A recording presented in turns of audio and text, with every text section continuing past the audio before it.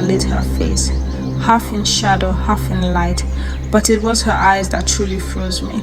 They were as dark as the night and full of hatred. She leaned in close, her voice cold and sharp as a knife.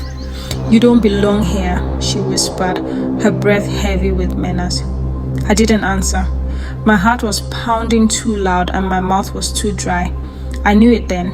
My stepmother hated me, and in her eyes, I was nothing but a problem she needed to get rid of. My name is Amina. I grew up in a small village at the edge of a vast forest in Africa.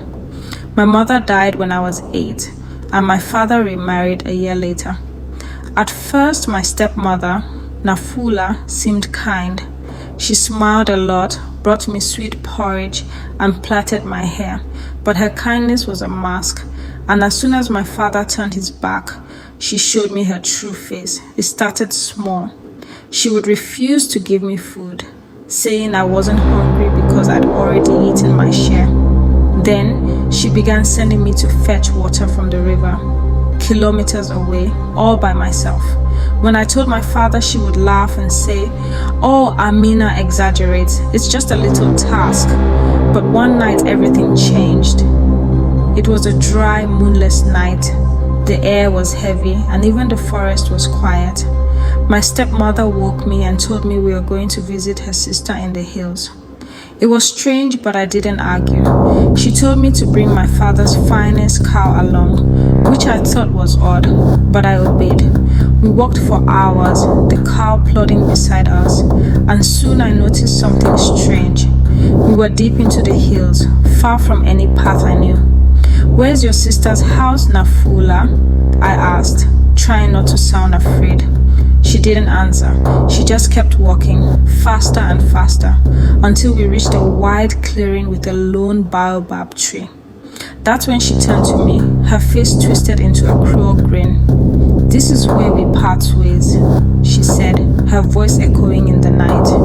I froze. My heart sank into my stomach. "What do you mean?" I whispered, the words catching in my throat. "You think your father loves you more than me, don't you? Well, let's see if he finds you out here," she sneered. Before I could say another word, she snatched a knife from her bag. My legs trembled, but I forced myself to run. The forest was alive with strange sounds, rustling bushes, distant cries, and the snapping of branches under my bare feet. The cow had fled, but I didn't care. All I wanted was to get away. Behind me, I heard Nafula calling my name in a sick sing-song voice. "Amina, come back. You can't escape." I ran until I reached a narrow stream and slipped on the wet stones, tumbling into the cold water. I scrambled to the other side and hid beneath a cluster of ferns, holding my breath as I heard her footsteps drawing closer. But she didn't find me.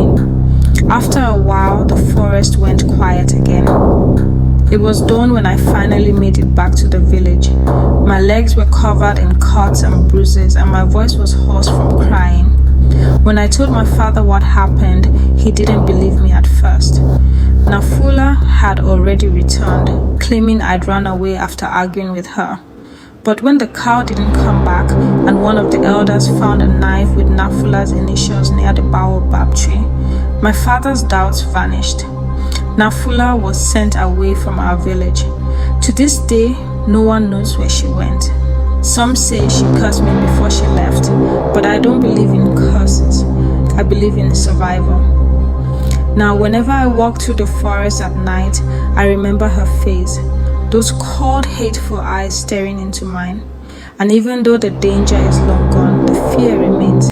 Because some people aren't just wicked, they're terrifying.